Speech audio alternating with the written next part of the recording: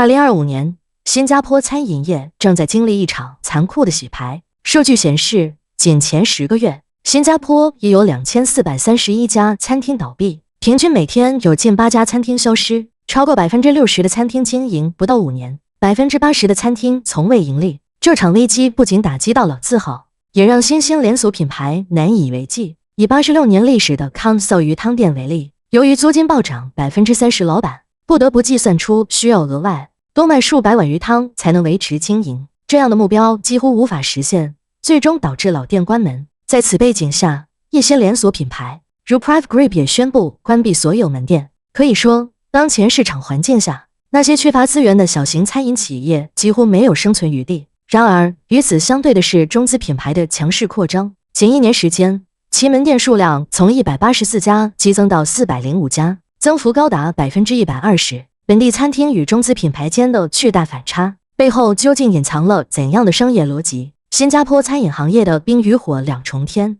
又向我们透露了怎样的经济现实？第一章3重压力与餐饮市场的寒冬。新加坡餐饮行业的寒冬由多重压力叠加而成，包括行业发展的长期趋势性问题，以及租金、人力成本和消费市场的变化。租金上涨是其中最直接的压力来源。数据显示，餐馆租金每年增长普遍在20%到49%之间。例如，甜品店 Flat Patisserie 的租金从5400新元涨至8500新元，大幅度的增长致使许多商家无力承担。此外，国际品牌不断进入新加坡市场，进一步推高了重要地区的租金。与此同时，人力成本也在持续攀升，餐厅员工的工资已经普遍达到3000至4500新元，而随着渐进工资模式的推行，低端岗位的薪资还将进一步上涨，进一步压缩了餐厅的利润空间。另一方面，消费者的购买习惯也发生了转变，新加坡人对性价比的要求越来越高，许多人选择跨境到新山消费以节约成本，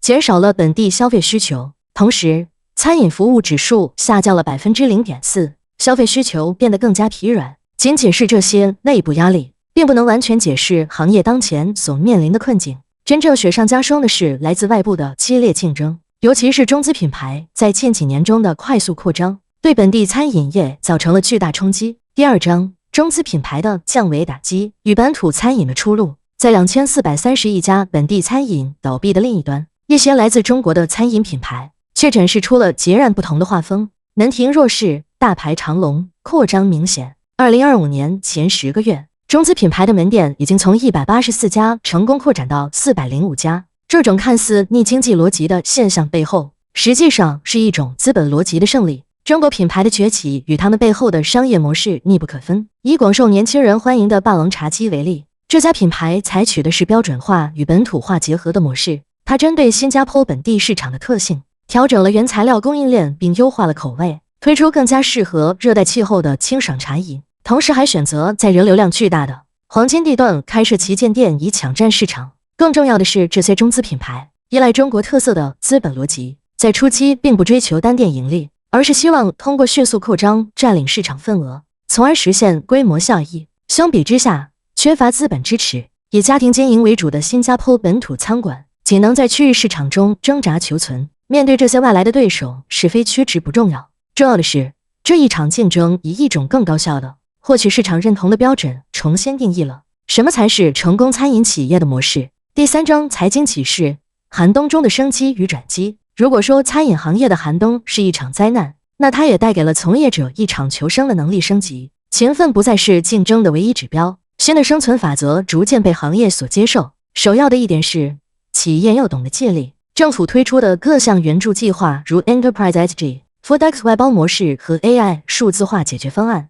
为企业提供了降本的支撑点。虽然这些措施不会立竿见影，但却为行业转型指明了方向，推动从业者向成本共担、高效协作的经营模式靠拢。除了政策技术与商业模式创新，也成为餐饮企业自救的重要抓手。场景化成为新趋势，商场推动市租合约、合混合租金模式，大大降低了新餐厅的开业风险。另一方面， AI 点餐自动化、烹饪设备和中央厨房的发展，正在帮助部分企业降低15%到30%的运营成本。回顾这些转型尝试，他们共同指向一个结论：新加坡的餐饮从粗放扩展的老路，正在转向精益求精的管理模式，适配现代消费者的需求。洗牌本质上是将经营逻辑过时、效率低下的企业淘汰出局，同时为有准备的企业提供了攀升的绝佳机会。第4章，新加坡经济变革的象征与未来餐饮业的启迪。回顾整个餐饮行业，我们会发现，这场寒冬淘汰的不是餐饮梦想，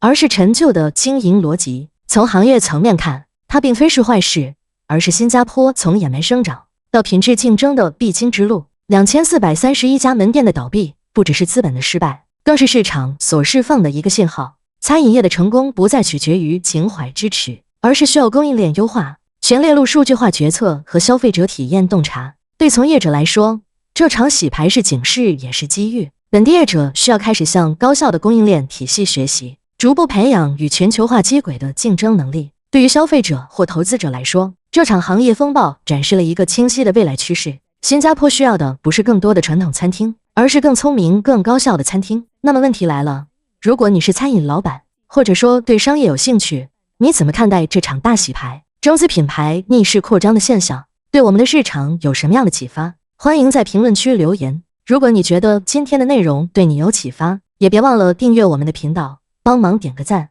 记得分享给你的朋友。我们下期视频再见。